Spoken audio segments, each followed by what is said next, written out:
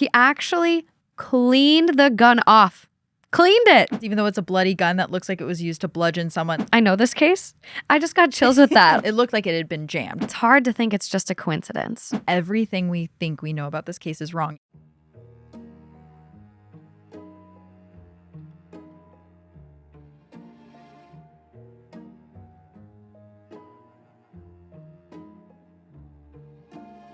Hi, welcome to Clues, where we sneak past the crime scene tape to explore the key evidence behind some of the most gripping true crime cases. And these aren't just ordinary cases. They're complex puzzles where forensic science, investigative techniques, and sheer grit collide in order to uncover the truth and deliver justice.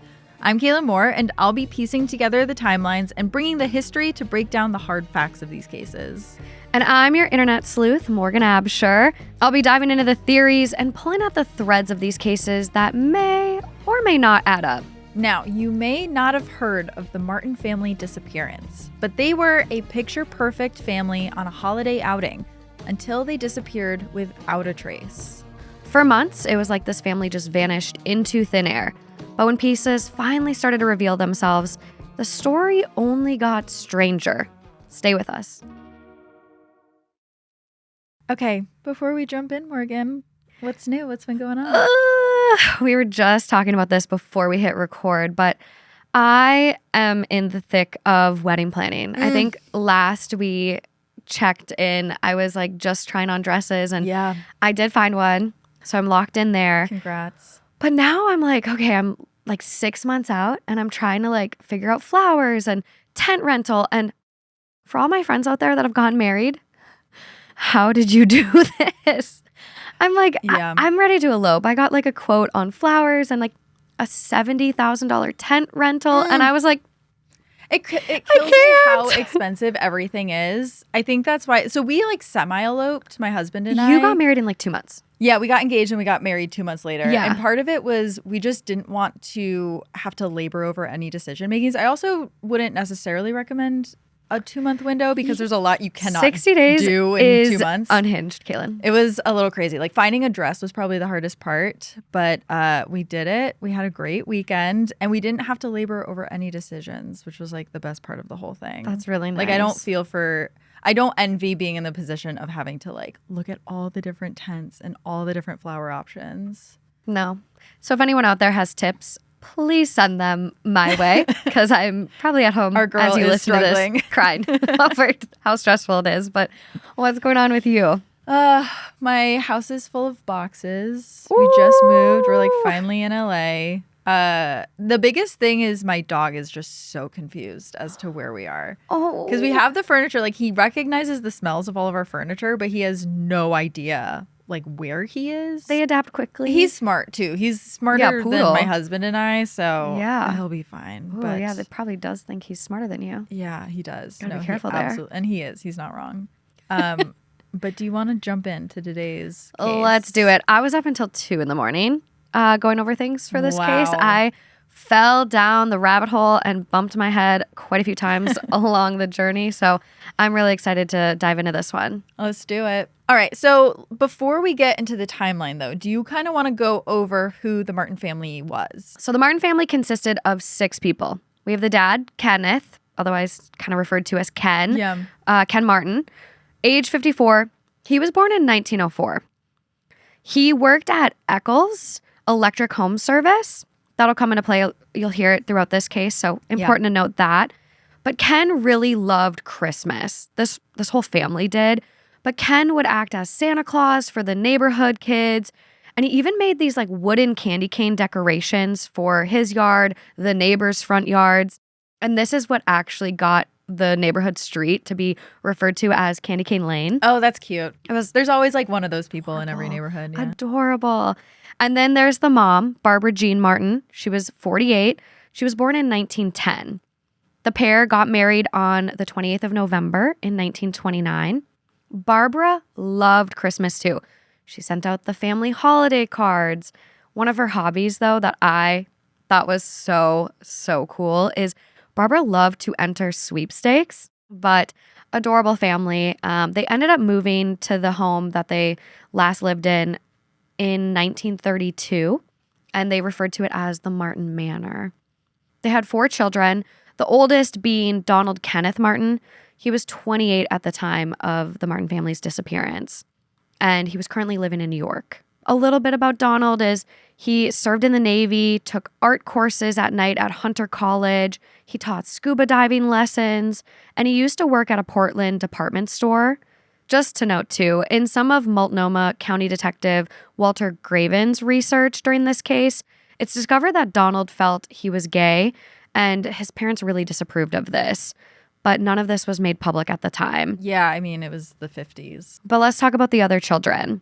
And before we really dive into the Martin girls, I do want to note that there's a lot of different ages depending on what source you go through. So sometimes they're 14, 12, and 10, sometimes 14, 13, 11. We're going to be using what the Associated Press and the New York Times used for the sake of today. So we have the eldest daughter, Barbara Martin, also called Barbie, age 14. Then we have the middle daughter, Virginia Martin, called Jenna, age 13. And then we have Susan Margaret Martin, called Susie, age 11. Got it. And I actually did read it was common for families at the time to have that big age gap between kids because Donald was 28 and then the girls were all in their early teens. And that was because Donald was born around the Great Depression. And so they had to wait till their family could financially recover, and then they had more children. There was a lot of speculation on that on Reddit. Oh, really? People went so far as to be like, was he actually their kid? Like, why the age gap? Interesting. So as far as we know and what we saw in the sources, like, yes, all biologically their children. Right. Which doesn't change much for me anyways. Totally. But and having an age gap like that was actually pretty common at the time. So that's really interesting. And I do just want to note, like, we're talking a lot about context and year. This case took place in 1958. Yes. Very important. So now that we know a little bit about who the Martin family was, let's talk about the day of the disappearance, which was Sunday, December 7th, 1958. So for those of you who are watching, you'll see a map of these points. But if you're listening, you can find the photos on our social media. That's at Clues Podcast on Instagram. And I don't know about you guys listening or watching, but I'm a visual person. So you're going to want to see this map. Be sure to check it out because I really think it does help kind of like correlate this story for us. So let's break down the day of the disappearance. At 10:30 a.m., the morning before the Martins leave for their ill-fated trip, the Evans family stops by with their children. The Evans are actually second cousins of Barbara Martin, and the families would often spend time together. They invited the Martins to have dinner together that evening, the night of December 7th, but Barbara declines. She says that she's going on a day trip to collect Christmas greenery. Barbara doesn't really specify where they're going to drive to, though. She just says that they're going up the highway, and that usually means driving out to the Columbia River Gorge on Highway 30. So around 1 to 2 p.m., the precise time has kind of been debated, but around that time, the family leaves their Portland home in their cream and red 1954 Ford station wagon. About an hour after leaving, they stop for gas at Dean's Chevron service station in the small city of Cascade Locks. Around 3 to 4, the Martins stop at a cafe called the Paradise Snack Bar in Hood River, and that's about 20 miles from Cascade Locks, so they're just continuing down the road. A waitress comes forward as a witness later on and confirms that she did see the family eating a meal here, and then they left about an hour after they had their meal, and they started heading back towards Portland. And that brings us to our very first clue. So at the end of December 1958, a waitress named Clara York came forward and said that she waited on the family late Sunday afternoon, December 7th, before they disappeared. She said that they arrived from the east in their station wagon, ate hamburgers, fries, and dessert, and left after an hour, headed west towards Portland. Yeah. Clara remembered what they ate, what they wore, and even the young girls' hairstyles. And Kaelyn, I know you mentioned this on your episode of Heart Starts Pounding, but the reason why she remembered things so clearly is because she really didn't have any customers that day. Like, the Martin family was kind of all she had. Yeah, it was pretty empty in the place. There were, however, 2 men eating at this restaurant at the same time as the Martin family, and Clara said that they left shortly after the family did and headed in the same direction. In one news clipping, Clara puts the time of their departure around 2 p.m., in another, it says 5:30 p.m. And in another, she says it was around 4:15 at dusk. Yeah, those are all very different times of day. Yeah. Which, yeah, And the really fact that matters in an investigation like this. And the fact there's 3 different times. Yeah. A little confusing. Later, when Detective Graven interviews the staff at Paradise Snack Bar, the owner, Charles Maynard Cody, tells him that the 2 men in the restaurant the same day were ex-cons, Lester Price and Roy Light. They were dining in the restaurant when the Martins were there and left around the same time, between 4:15 and 4:30. Yeah. And I want you to remember those names because they are going to come back up a little later. But overall, this clue, the witness at the cafe, it's important for placing the family near Cascade Locks as their last known location. Right. And so one thing that was super interesting about December 7th is there was a tip that was reported directly to the FBI. There were 2 women, Kelsey and Doris Knutson, some say Knutson, were out for a sightseeing drive on December 7th when they noticed that there was a light-colored station wagon heading west towards Portland from around the area of the Paradise Snack Bar at about 4:30 p.m. A lot of reason to believe that that was the Martin family. And the station wagon caught their eye because it was traveling at a very fast speed, like abnormally fast. And about 20 minutes later, Kelsey and Doris passed an area called Trotter's Point that was near Cascade Locks, and they saw that that same station wagon was pulled over to the side of the road. So it had passed them and then it had pulled over. And reportedly, they saw 2 people in the front seat very close together. It's not really clear from this part of the report if the 2 people were Ken and Barbara or if it was just other people. And they didn't know if there were kids in the backseat, but they did say that there were 2 people in the front sitting very close together. And later that night, the Knutsons were driving and a car with bright headlights pulled up behind them. And eventually, after repeatedly refusing to pass, they said that the car sped off ahead of them. And a few minutes later, when the Knutsons arrived at Cascade Locks, they saw the station wagon pulled over to the side of the road under a bridge. And they reported that there were 2 young men standing outside of their car talking to the people inside of the station wagon. And that's the last time the Knutsons saw the car. There were reports from the same time where people had also seen the 2 cars together. In one report, a truck driver remembered seeing the 2 cars, and he remembered seeing an abandoned white Chevy parked on Trotter's Point the following day. And so let's talk about the following day, because there was a lot going on back in Portland on Monday, December 8th as well. So that morning, at around 7:40 in the morning, Ken Martin's boss, Taylor Eccles, noticed that Ken's service truck wasn't parked out front. And Ken was a very punctual guy.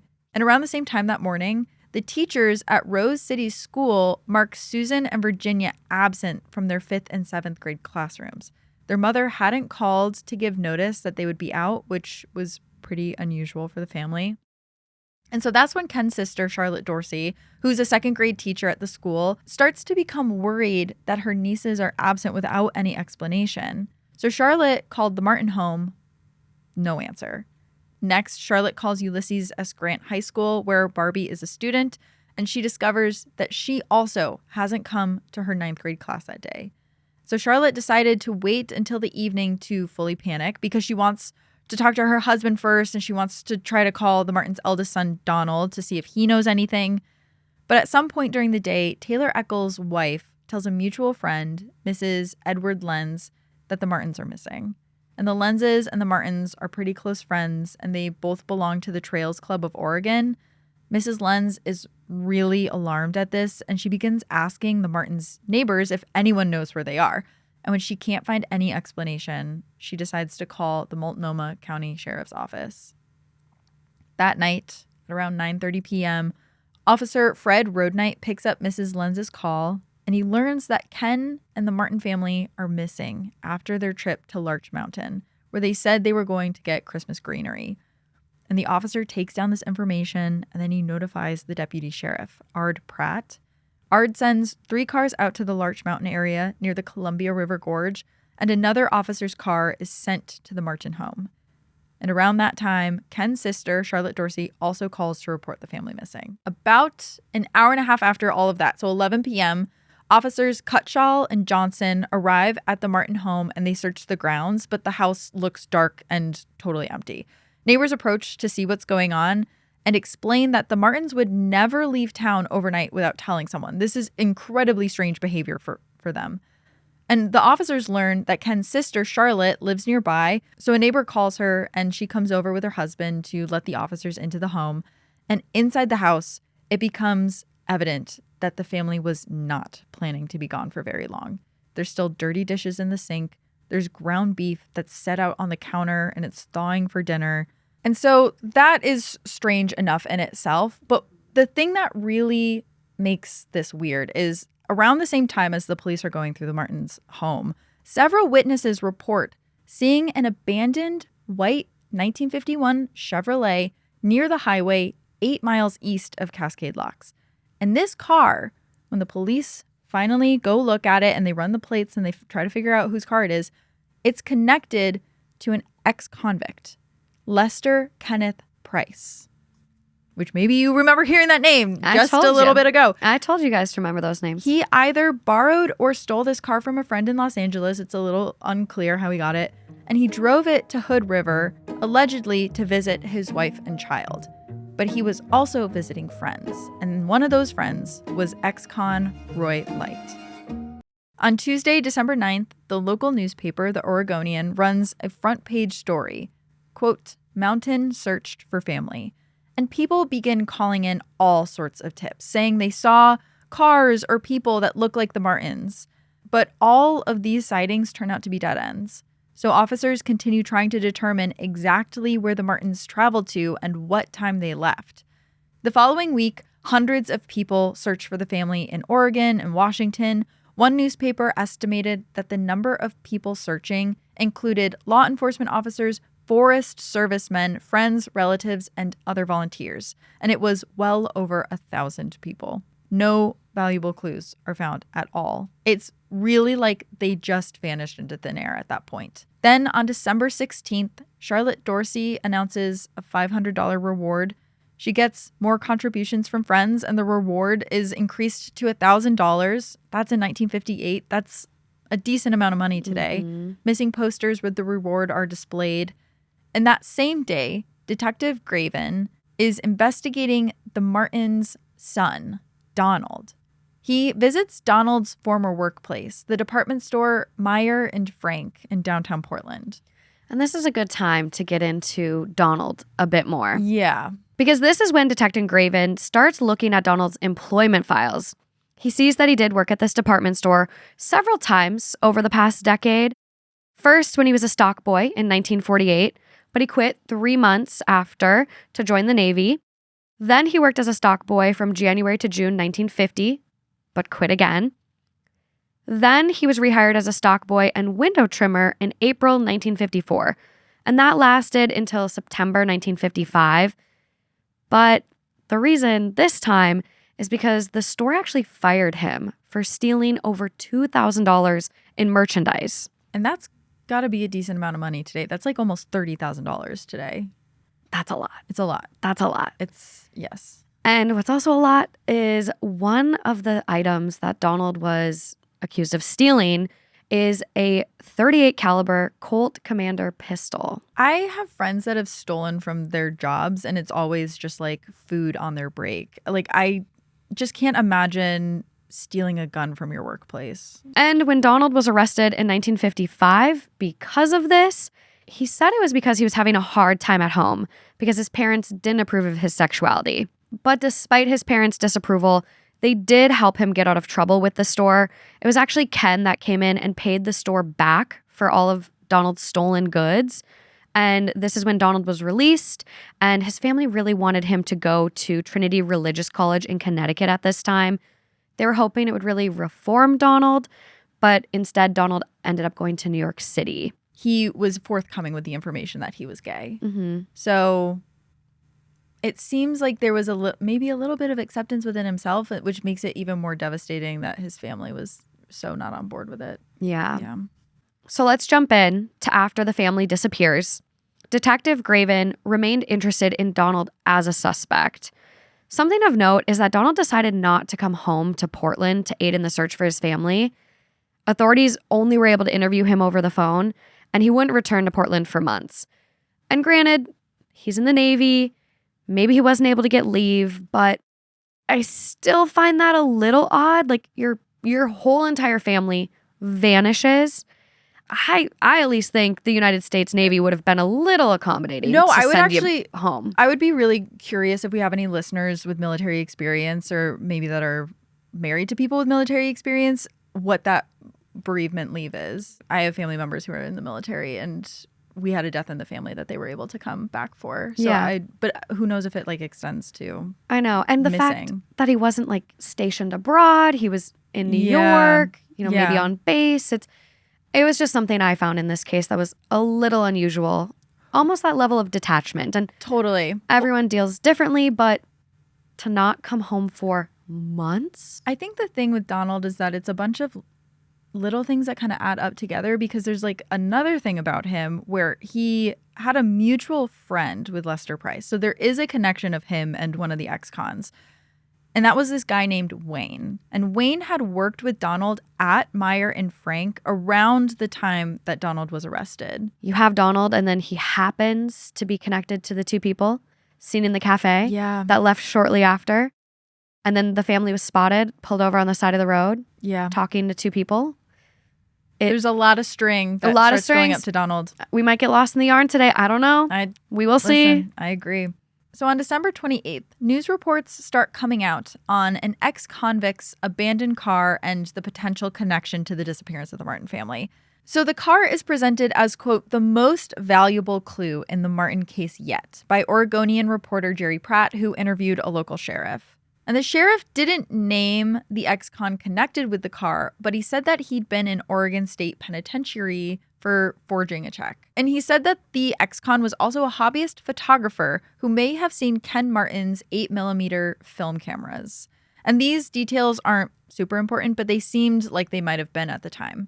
So on the next day, December 29th, the newspaper publicly names both ex-cons, and it shows the mugshot of a man named Lester Price.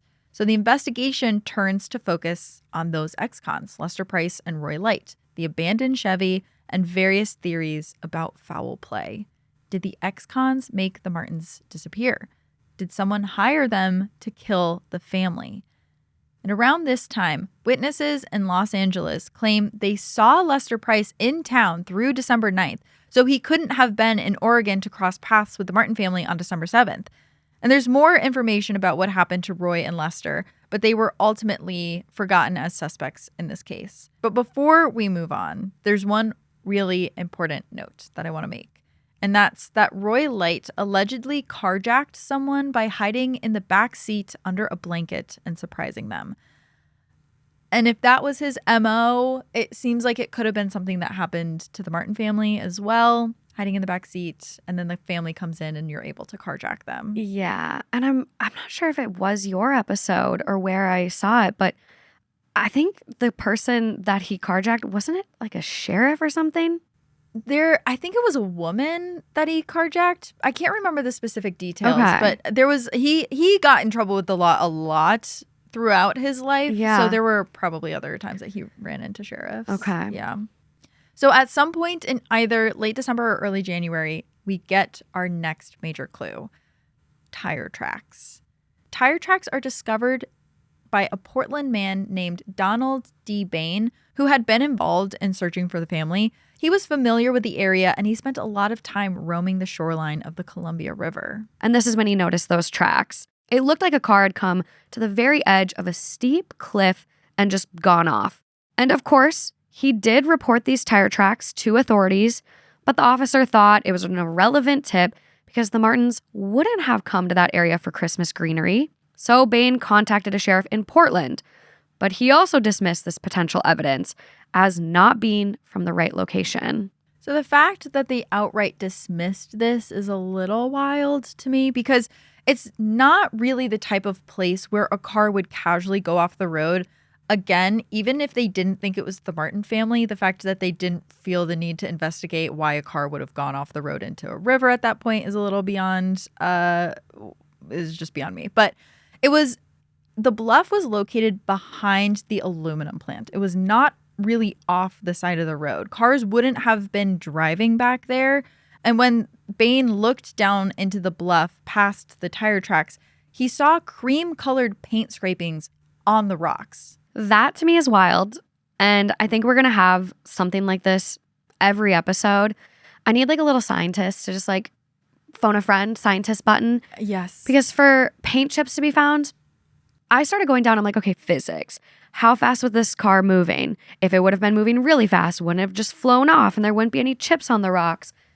Was it rolled off? Was, it just at idle and it, slowly went? Did they put a brick on the pedal? Pushed off. Yeah. I'm just like, that's where we need our phone a scientist button. Right. But I mean, I looked at aerial pictures of this area, and granted, the roads may have changed since 58, but it definitely does not look like a normal area to just go off the road. So the fact that a car went over the edge there felt pretty intentional. And this is what Bain thought too, which is why, after being dismissed, he contacted reporters, and the Oregon Journal mentioned his theory in a short article that ran on January 2nd. Quote, Don Bain reported earlier this week seeing a tire track on grass and a tire marked rocks about 5 miles east of Cascade Locks. Bain said the river at this point is almost 85 feet deep and a car could have plunged over a 20-foot cliff at this juncture, end quote. And then they paraphrase him and say, I really feel this is where they are going to find the Martin car, said Bain, end quote. The author of Echo of Distant Water notes that the Oregon Journal article does contain a few errors.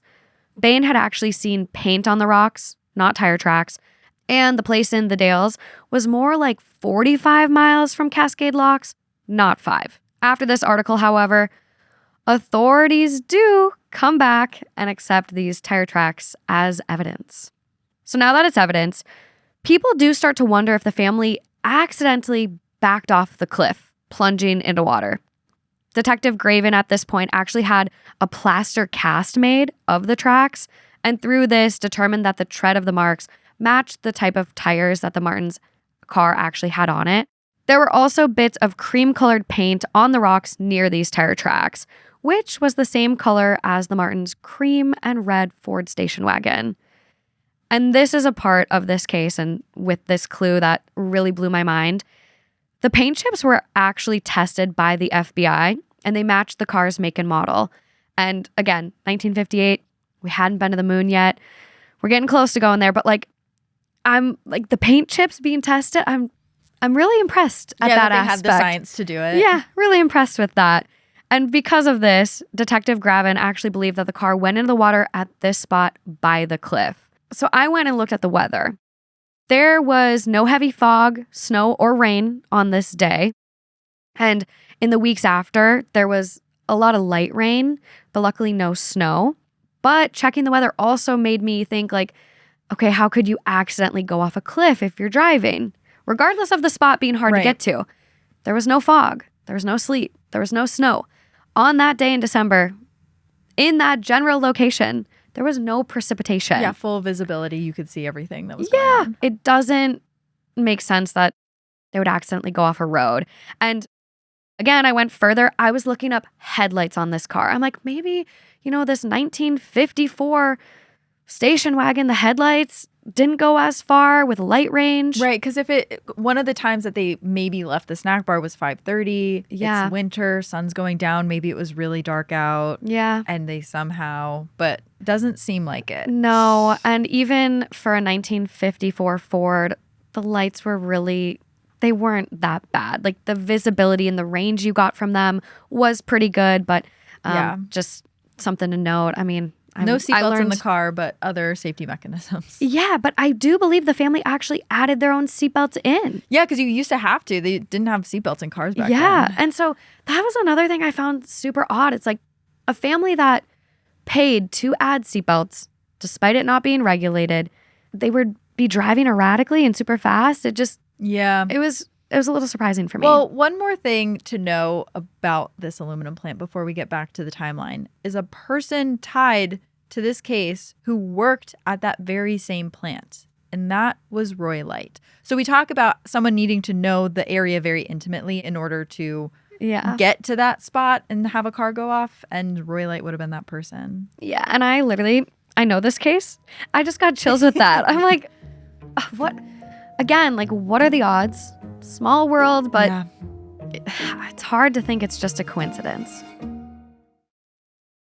So in January of 1959, Detective Graven goes back to the Paradise Snack Bar and he questions the owner, Charles Maynard Cody.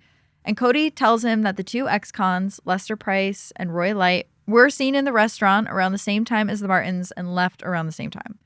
Detective Graven also speaks with a man named Clifford Slim Bennett, who runs a nearby brothel in Dallasport, Washington. And Slim says that Lester and Roy visited the brothel multiple times between December 7th and December 10th. And if you remember, one of the ex-cons' friends said that they didn't leave California until like December 10th. So clearly they were seen in the area starting the 7th. That's what I thought was a little fishies. What about that alibi in LA? Yeah, exactly. And after the 10th, they don't go back to the brothel, so he doesn't know where they went. And so Detective Graven starts to think that the car was pushed into the river, perhaps by the ex-cons.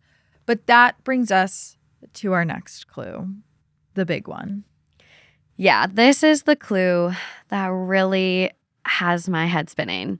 In January 1959, a man named Theodore Hellier was in an area just west of Cascade Locks when he saw a silverish glimmer coming from underneath a rock. He went to go see what it was, and he actually found a gun. But it wasn't just any gun. This gun was a .38 caliber Colt Commander, serial number 15861 LW.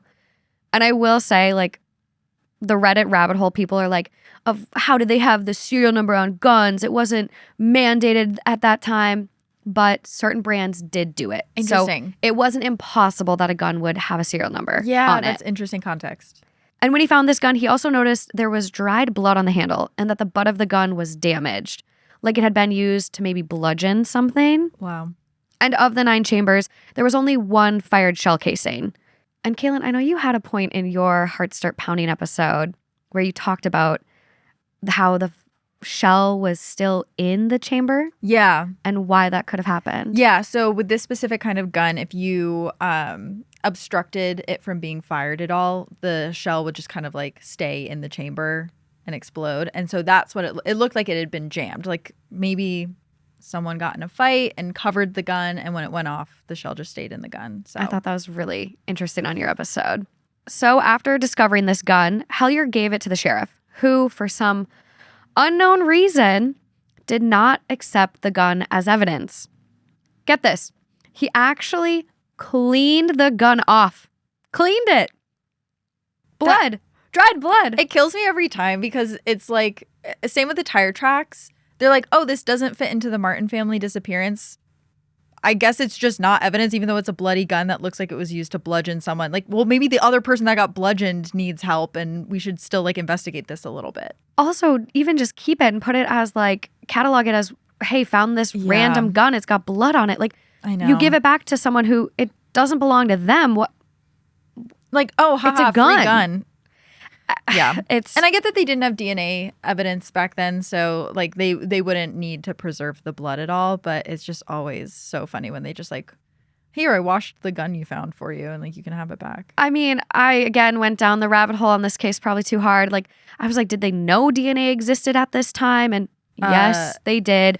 They knew of its existence, but it hadn't been yet used in crime cases. Right. Yeah. So I get, it might not have been thought to like, oh, preserve this blood. We can test it later. But they knew of DNA at least. But they it's had like, fingerprinting though, and they didn't do that.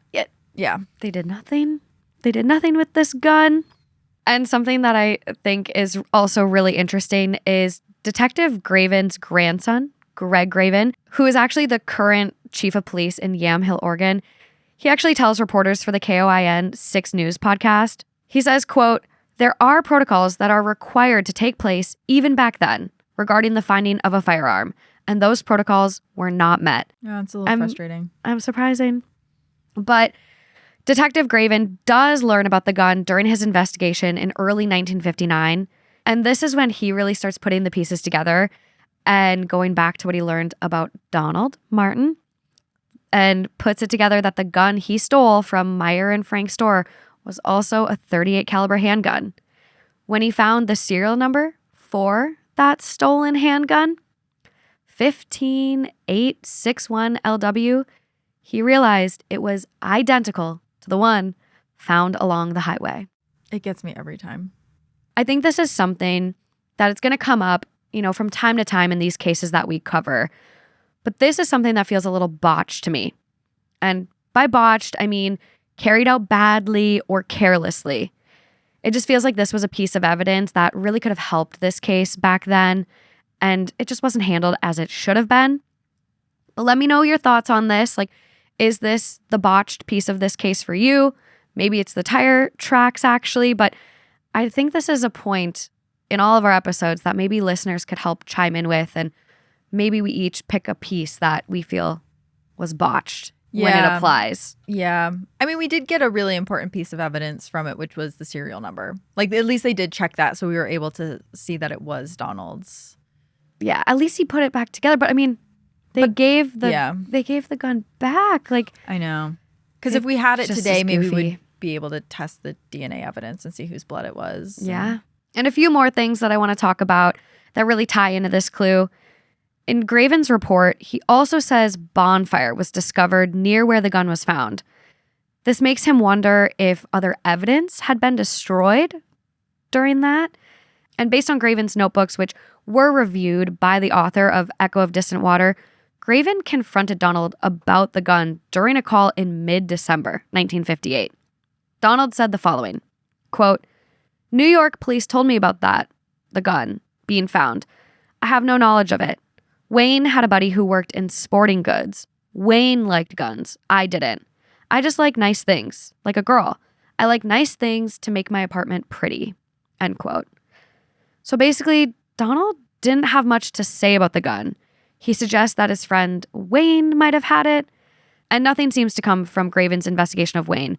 But there is more info on him in the book if you want it. Yeah, I mean, I think Wayne is an interesting character here because we know that he was the connective tissue between Donald and Lester Price. So one of the ex-cons. So it just makes Wayne look a little involved in all of this. And as a side note, when I was initially doing the research on this case for Heart Starts Pounding, I did find that there were a lot of rumors about Wayne's involvement with the Martin family disappearance. Particularly, there was one rumor going around at the time that people still talk about today, that Wayne was involved romantically with Barbie.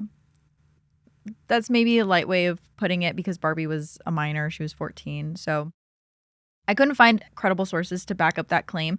But Wayne would stay at the Martins a lot. He would stay with the family. The rumors and the speculation really, really swirl around this case and the gun, and Wayne was into sporting goods and Wayne liked guns. And yeah, was Wayne the one that actually stole the gun and got pinned on Donald? I'm curious what all of you out there listening think about that. Yeah. One comment I found that really started to change my thoughts on this case is a lot of people theorized that Donald actually left the gun in Oregon when he moved to New York, and that maybe the family kept it in the car for safety. So let's just say you have a family leaving a restaurant, going down the highway, car speeds up behind them, flashing lights, refusing to pass. The Martin family thinks, oh, something might be wrong. Let me pull over. Two men outside the car. We know gun was damaged on the butt. Maybe there was a struggle over it because of one of the casings. Yeah. This is the theory that I that's interesting. Tossed and turned over last night. I actually had never thought about that. Yeah, maybe Ken pulled the gun, tried to shoot one of the ex-cons. They grabbed it. Bullet gets stuck. And then he rips it out of his hand and kind of like bludgeons him with it. But here's where I would love to hear you guys chime in with your theories.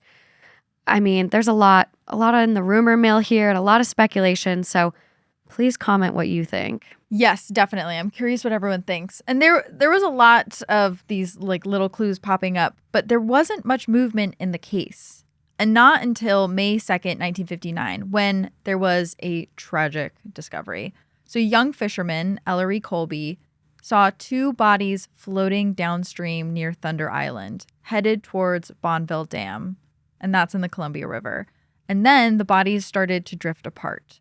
So the following day, May 3rd, just before noon, a captain of the R.W. Conford tugboat discovers something in the Columbia River while he's working near the Crown Zellerbach Corporation paper factory. And at first, the captain thinks it's just debris mixed in with logs, but then he sees that it's actually a small body covered in grimy clothing. And the captain immediately calls the sheriff and the coroner, and another man who works on the boat drags the body to shore. The sheriff recognizes the girl's clothing as matching the Martin family daughters, but it's surprising that the body is found so far from where the family was thought to have traveled.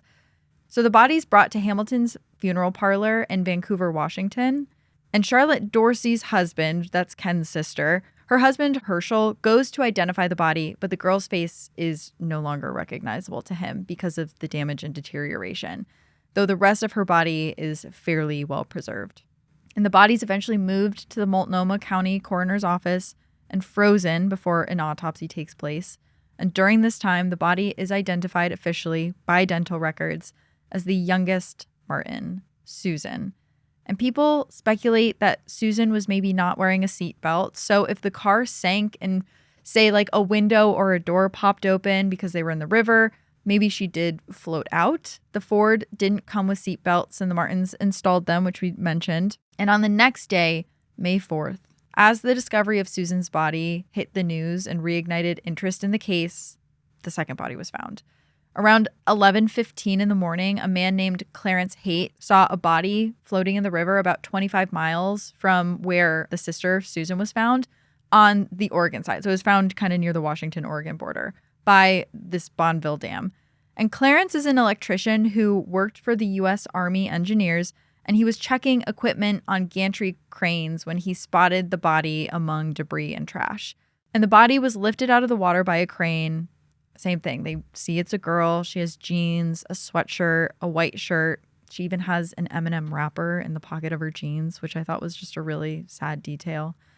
And dental records do determine that this is Virginia Martin, Jenny, the middle daughter.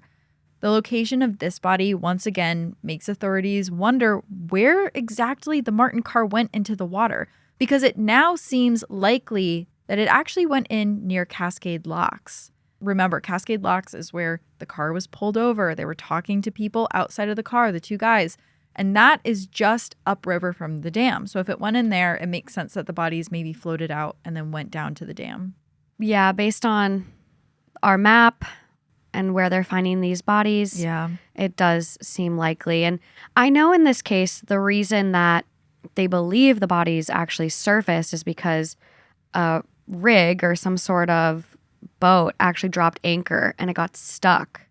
Yeah, that dislodged or maybe opened a door, broke a window, and that's maybe how the bodies got to the surface. The day before the bodies were first seen floating down the river, there was an oil boat on the river that dropped this big anchor and they hit something. And when they hit it, they even felt like it was a car. They couldn't see it. Yeah, they said like steel or something. It was steel, but they get their anchor down again because they actually want to pull it out of the water. So they attach onto whatever it is and they start pulling it out. But right before it gets to the surface where they can see what it is, it dislodges and falls. And so maybe in that process, they hit a window, and that also just timed with the girls floating out. So it seems likely that the day before they did actually hit the car. But the discoveries of these girls does lead us to our fourth and final clue, the autopsies of Susan and Virginia Martin. So Susan's cause of death was determined to be drowning. The death occurred no more than 2 hours after she had eaten. I assume the contents of her stomach were similar to that of Virginia's, which is what the book Echo of Distant Water says. The condition of her body suggested it had been held down in cold, deep water for a considerable length of time before eventually coming to the surface and floating down the river. This is true of Virginia's too. Virginia's cause of death was also determined to be drowning. There was no evidence of any injury or disease. The body was fairly well preserved, suggesting it hadn't been floating on the surface of the water for very long, and as mentioned, she had eaten prior to her death. Her stomach contained hamburger, potatoes, and citrus fruit, and this would corroborate with the details that the waitress gave. Now, this is a point I think is interesting and where there's some mixed information here. In some reports about the autopsy, it says that she had a hole in the side of her head. It was something that the deputy sheriff actually told a journalist.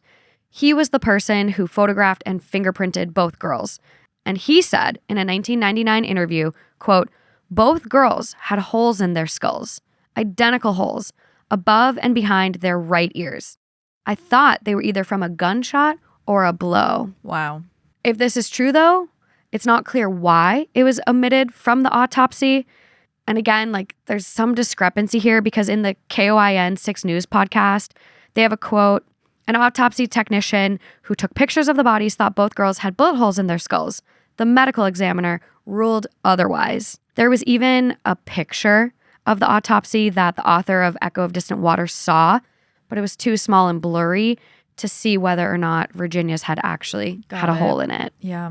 And because both remains were eventually cremated, there's no way to check on it now. So in the weeks that followed, the area of Cascade Locks and the Bonneville Dam, which they're about 5 miles apart along the Columbia River, it's repeatedly searched by boats and cars and helicopters. The water is dragged and searched with grappling hooks. No trace of the Martin family is found. They do not find the car. On May 23rd, there's a memorial service for Susan and Virginia. Donald does not attend this. He later claimed that he mixed up the date and actually didn't mean to miss it. Which, Yeah. He didn't help in the search either, and then to not come. you don't show up for months. Yeah. There's finally a service and you don't make it there. Like, Yeah. it's very odd. But one photo I did see of Donald was a picture of him holding a photo of his family. Yeah, Like, and looking at it. sadly glancing Yeah. at it. So, I mean, some it's- people, it's just the hurt is so much they can't even, yeah. they just can't do it. And again, the context of, his sexuality and maybe disapproval from parents. Right. Maybe he was no contact. There's a lot of There's complicated feelings a lot there. Yes, absolutely.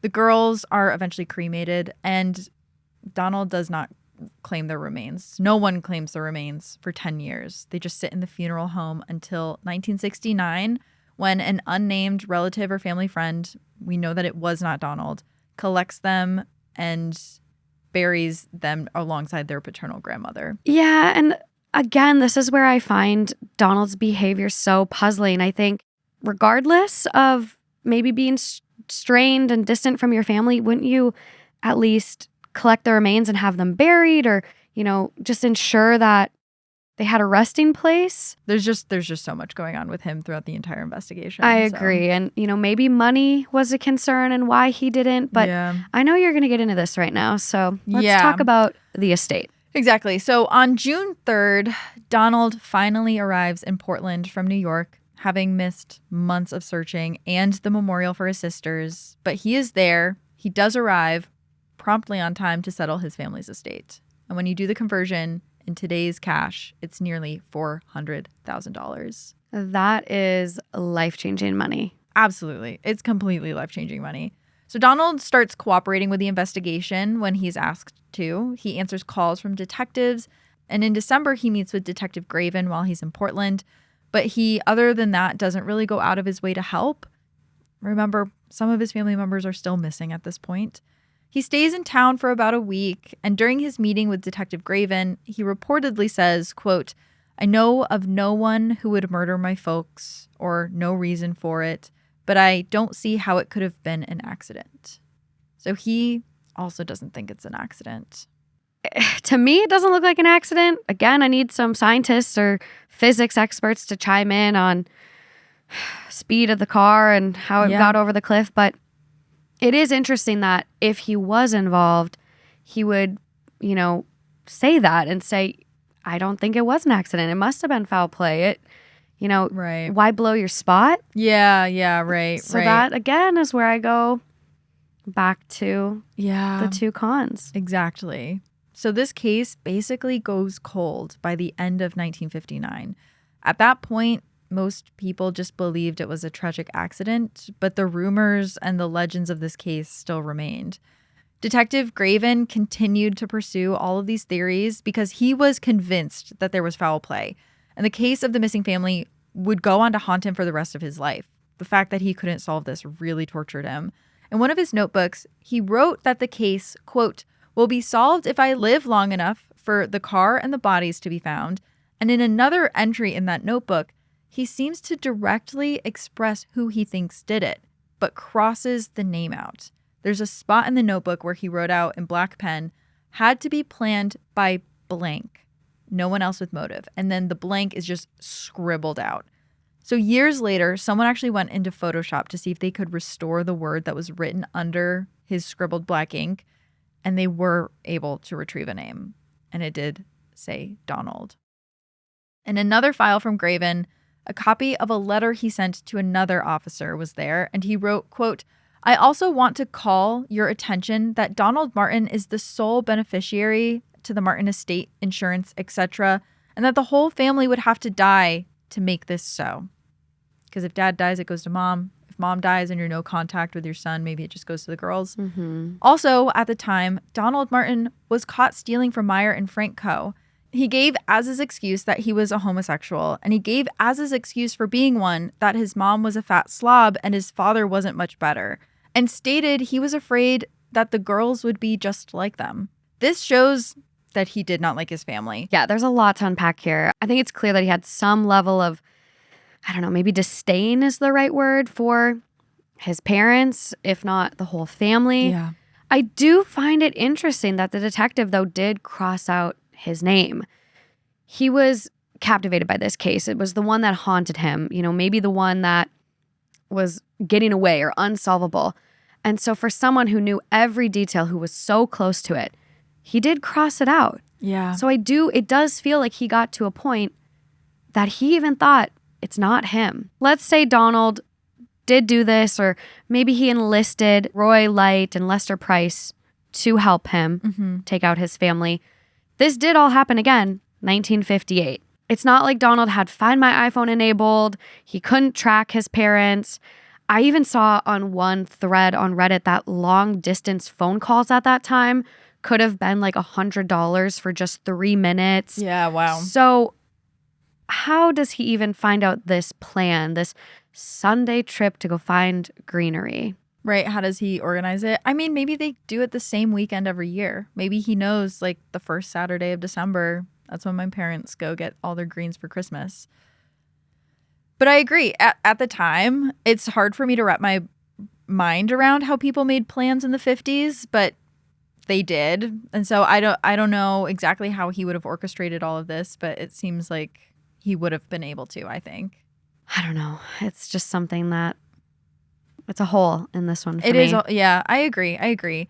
Donald doesn't necessarily have a clear alibi either, but he was stationed in New York while he was on active duty in the Navy. So it would have been hard for him to have been the person to physically do it. But regardless, I don't think he was the one to physically do it. I think there are some people online who believe that, maybe he actually just flew back and did it himself. But I just don't think there's any way that he would have been able to do that. Yeah, that's an interesting point. I know there are some sources that mention a taxi, waiting outside the family home for about an hour. Yeah. It might have been your episode. It was the day after they disappeared. There was a car idling outside of their house at 7 a.m. So there's that. Ken had I actually just thought about this. He had a meeting at 8 a.m. Mm-hmm. So maybe the car was coming to get him for the day. Maybe, or I don't know. It's so strange. You never know. And he could have done that long distance call because if in his mind he knows that he's about to inherit thousands of dollars, like $300, $100 to make a long distance call doesn't really matter in the grand scheme of things. Yeah, this is a point I was also kind of curious about because he was in the Navy. Maybe he's on base, maybe phone calls, no matter if they're long distance or not, maybe it's free. But the inheritance in the estate is obviously talked about for motive quite a bit.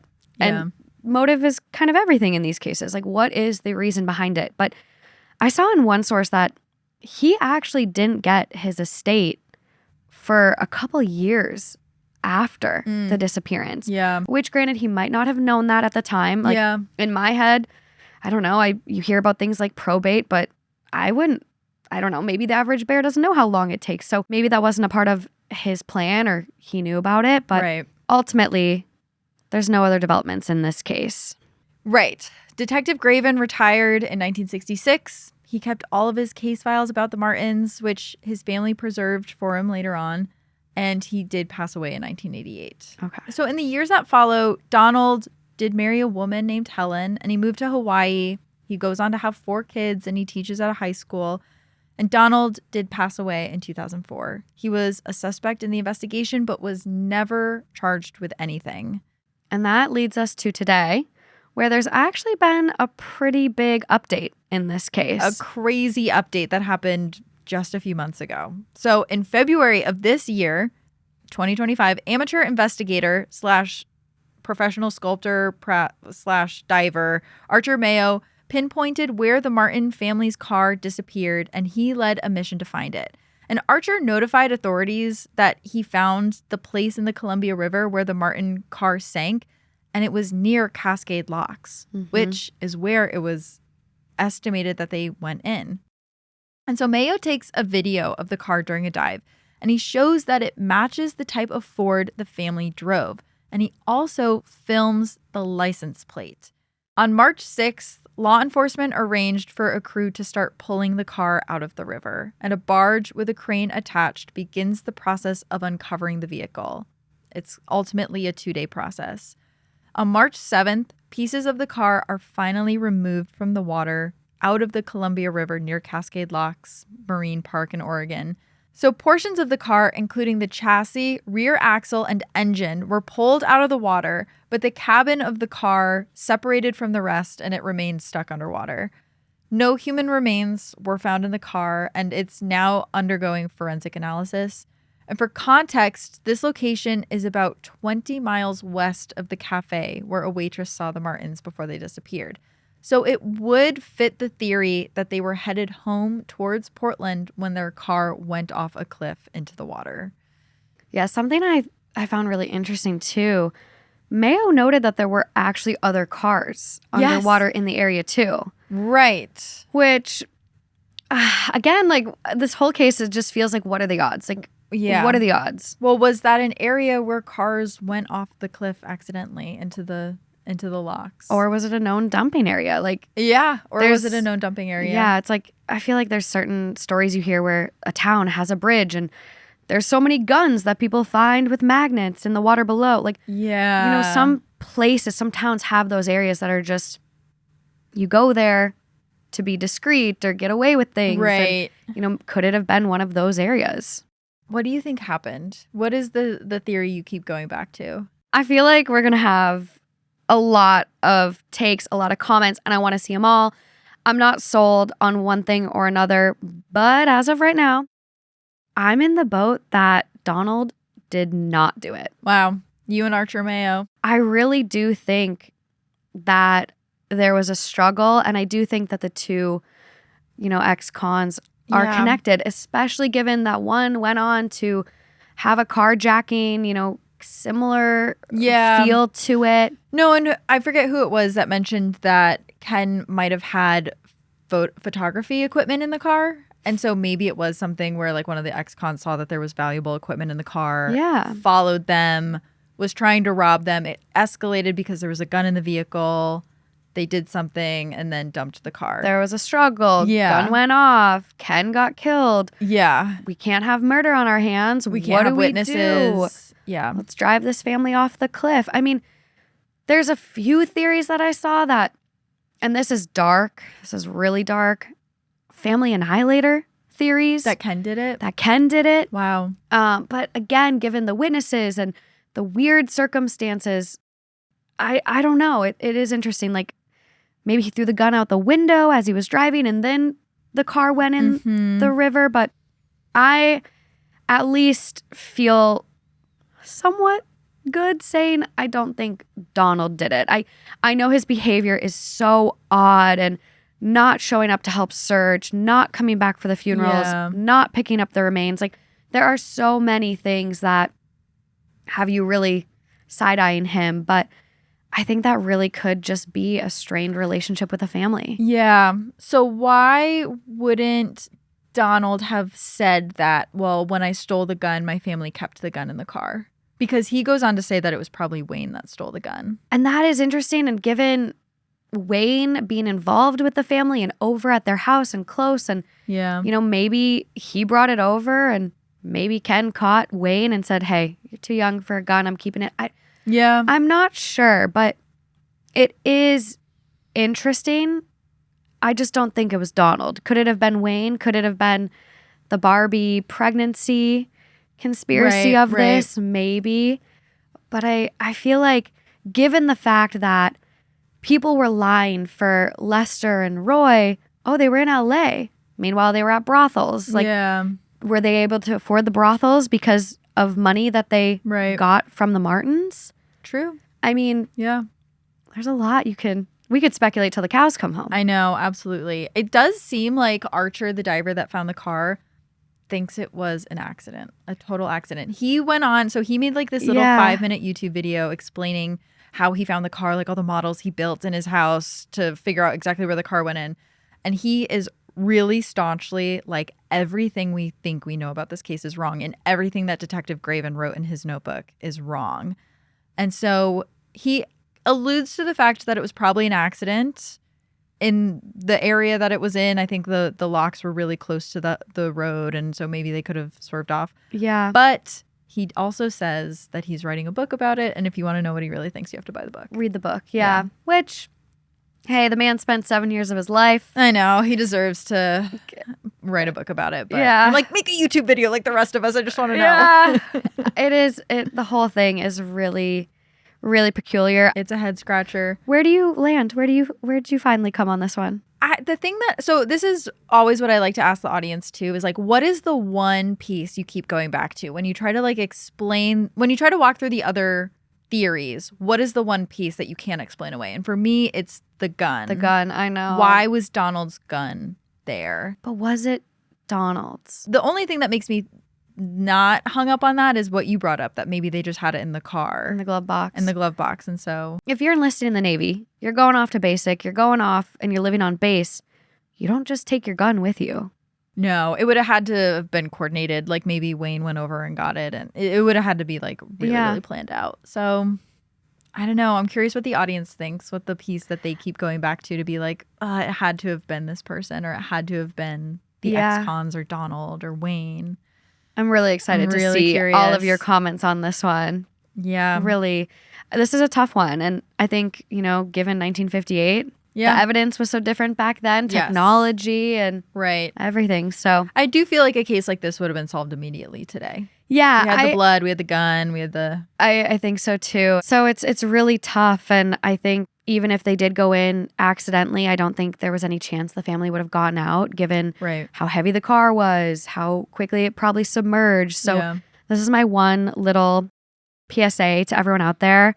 Please have on your side door one of those window breakers. Yes. Like if you ever end up in water, the pressure from the water, it's hard to open a door or roll down a window. Yeah. So please have like a little safety kit in your car of like a seatbelt window. It's like a seatbelt ripper window breaker the combo. Seatbelt and breaks it. Yeah. Just have that. I mean, they're so cheap to get. You can get them on Amazon. You can get them from the guy who makes the TikTok videos, going out and finding these victims and helping these families get closure. He actually sells one. So oh my gosh, that's just so get good one that he for your has car. those. I think that's my bottom line today. Then that's the lesson we learned in today's episode. Always have a window one of those breaker tools ready. A window Seatbelt breaker. ripper.